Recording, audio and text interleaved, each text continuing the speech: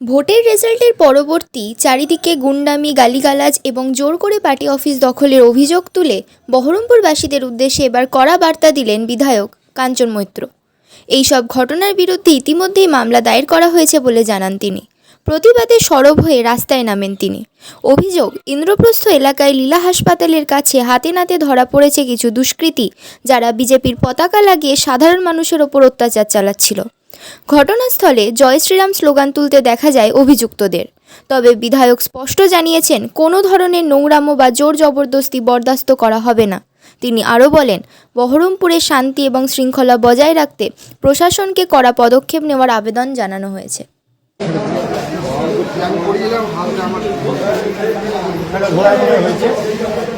সমাজ হয়েছে, সব কিছু হয়েছে। ছেড়ে দাও, লাগালে বলছে ছেড়ে দাও, পুলিশে দিতে হবে না, ছেড়ে দেওয়া হলো।